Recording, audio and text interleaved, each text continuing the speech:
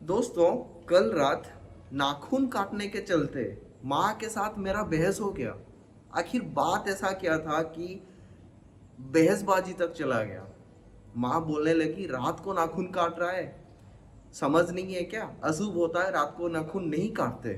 तभी मेरा दिमाग का घंटी बजा और मैं फिर से शुरू हो गया अपने रिसर्च में। खोजा कि क्या इसके पीछे क्या रीजन हो सकता है कि रात को नाखून क्यों नहीं काटना चाहिए। जनरली गांव में आप देखे रहेंगे कि रात को नाखून हो गया या फिर बाल, इसे काटना मना होता है, यानी कि hair cutting and nail cutting मना होता है रात को। तो इसके पीछे का क्या रीज़न है, क्यों रात को नहीं काटते एंड अशुभ क्या होता है? अगर हम रात को नाखून या फिर बाल काटें तो क्या ही अशुभ हो जाएगा? तो बहुत दिमाग चलाने के बाद मेरे को कुछ समझ आया कि क्यों रात को नाखून या फिर बाल नहीं काटा जाता, या फिर क्यों बड़े बूढ़े मना करते हैं। हालांकि आजकल जनरली आप देखे रहेंगे कि नाइट के टाइम में भी सैलून खोला रहता है, नाइट के टाइम में भी पार्लर्स खोला रहते हैं, नाइट के टाइम में भी पेडिक्योर होता है, राइट। लेकिन पहले नहीं हुआ होता था, राइट। तो इसके पीछे का रीज़न क्या है? तो दोस्तों, सिंपल सा एक रीज़न है इसके पीछे। पहले के ज़माने में इलेक्ट्रिसिटी नहीं था। पहला बात तो ये है, पहले के ज़माने में इलेक्ट्रिसिटी नहीं था। एंड अगर इलेक्ट्रिसिटी नहीं है तो बल्ब भी नहीं है, बल्ब नहीं है तो रात को अंधेरा ही अंधेरा। हालांकि पहले भी हर किसी के घर में लैंटिन्स था, ठीक है।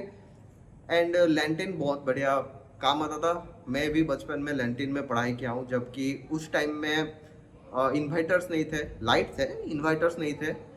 एंड उस वक्त ये होता था ना कि लाइट चला जाने के बाद हमें लैंटिन देते थे मम्मी, एंड उससे हम पढ़ाई करते थे, राइट।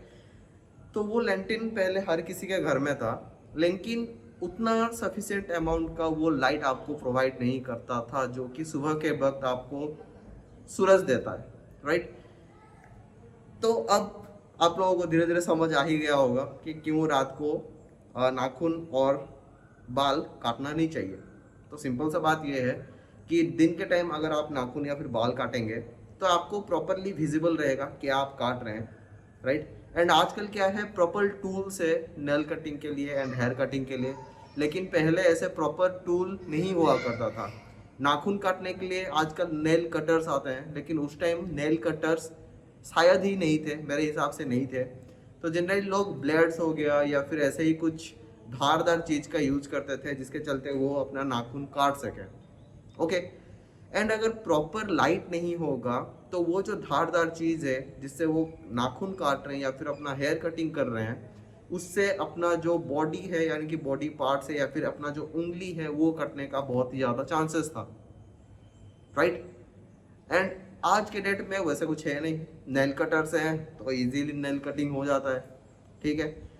तो बात यह है कि अशुभ क्या होगा फिर भाई, जब आपको इनविजिबल के चलते, यानी कि रात को प्रॉपर विजिबिलिटी ना होने के चलते अगर आपका बॉडी पार्ट में कहीं पे भी चोट आ जाए, ठीक है। पहली बात तो चोट आएगा, और आएगा तो गहरा ही आएगा, क्योंकि वो उतना ज़्यादा शार्प रहेगा कि आपका नाखून इजीली कट जाए तो बहुत ही आसानी से आपका जो उंगली है वो भी कट सकता है।